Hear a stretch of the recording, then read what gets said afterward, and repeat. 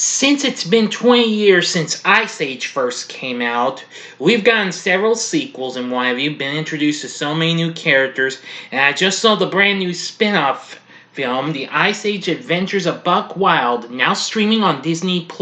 But is this new spin-off any good like the other films, or is this just a film that needs to be put in the deep freeze? Big time. Watch this spoiler-free review and find out. Big D's Entertainment Rankings and Reviews. So greetings, my fellow YouTubers, and welcome to Big D's Entertainment Rankings and Reviews. My name's Doyle, better known to you as the Big D. This time around, I'm going to review the recently released computer anime adventure comedy, The Ice Age Adventures of Buck Wild, from Disney, directed by John C. Duncan in his directorial debut, feature directorial debut, that is. The film is the 6th overall installment in the Ice Age franchise and serves as a spin-off of it and a standalone sequel to the last film, Collision Course. Now, while seeing this, I'm just gonna say I was not too thrilled with much. I think this is a film I regret watching, but I wanted to try and watch the Ice Age franchise to celebrate 20 years of this. Now, before I get into this, I do know they announced an actual film to continue after Collision, of course, which I hope for the best that they'll bring everyone back. What do I mean by that? This is going to be where I get into some of my negatives I have on the film. Of the whole cast, only Simon Pegg returns as the voice of the titular character of Buck Wild.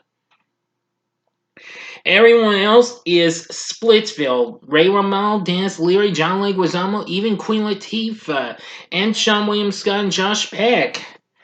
Oh. Voicing Crash and A now are Vincent Tong and Aaron Harris.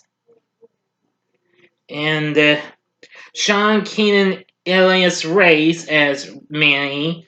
Jay Green does Sid's voice, and Skylar Stone does Diego, and Dominique Jennings does Ellie. Well, to be honest, I was not too impressed with these. Yeah, which I have to agree with the critics. They came hard on this, almost as much as they did with Collision Course.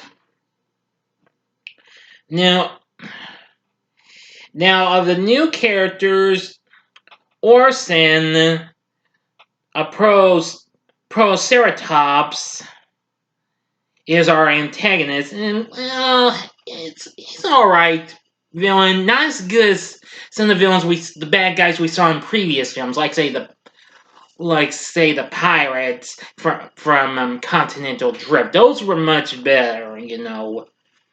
And well, and of course there was also Z Azorilla. Yes, who was a former member of Buck's superhero team.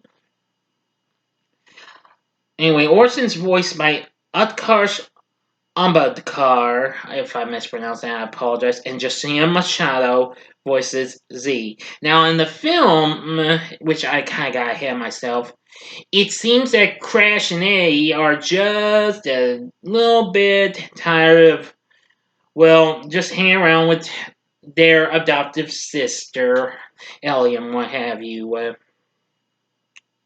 I appreciate them what they're trying to do, but even though they are trying, well, it's just that they're tired. Well, they just got tired after May got on to them for their recklessness and irresponsibility. They decide to go to the Lost World, and there they meet with Buck Wild. And they go on an adventure, and that's all I'm telling you. They run into Orson and some of his raptors, and also meet Z. That's all I'm telling you of this story. Enough said. I'm not giving you any more. This is a spoiler-free review. Which anyway, yeah, the characters are, yeah, alright. By the way, yeah, that's another problem. Another thing I have with this. Scrat's absent from this film too. Now, and I do had to agree with critics criticizing the lack of primary focus on the titular character. Yeah, that should have been done a little better too. Let's see, and the decision to make the movie without the involvement of the now defunct Blue Sky Studios, which it's been almost a year since they closed down. Now, Peg's performance, however, received some praise, and I do agree with them. He was absolutely really good, but I didn't quite care much for anybody else.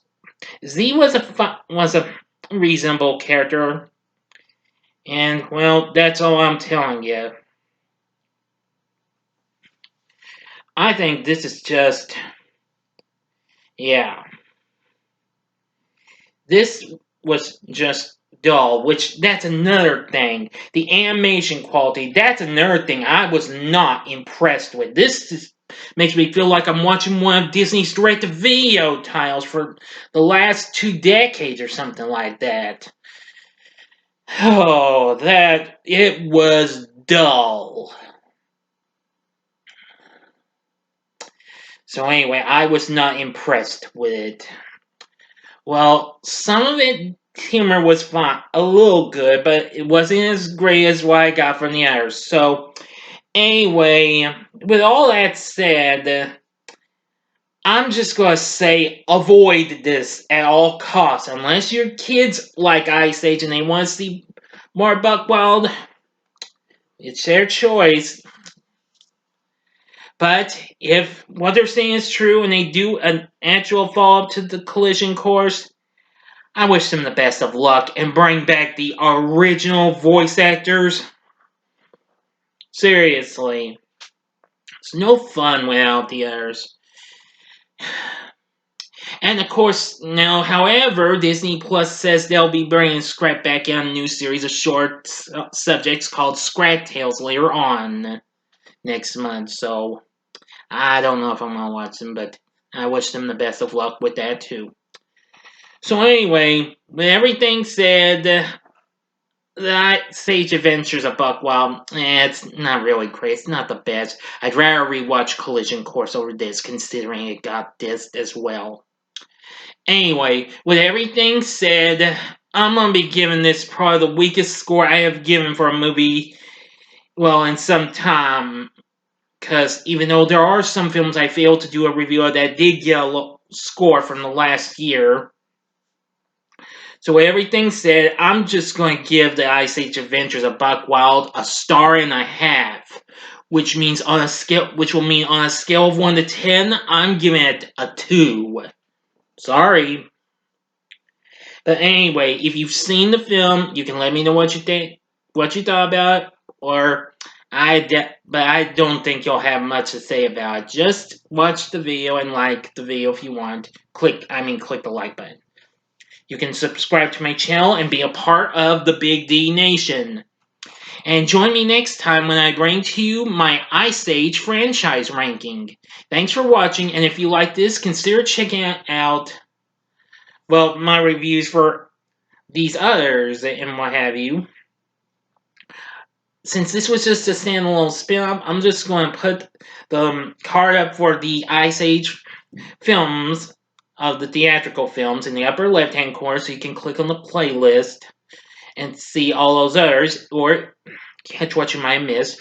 Go to the upper right-hand corner and see my review of, well, The Croods: A New Age, which that was a much better prehistoric type sequel, which I'd rather rewatch that over this.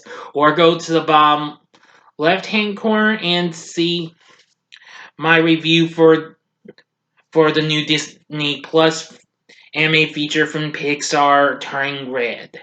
And the bottom right-hand corner is the button you can click to subscribe. If you like rankings and reviews on movies, TV, music, video games, etc., then I'm your guy. Thanks for watching. Until next time, I'm the Big D saying, see ya.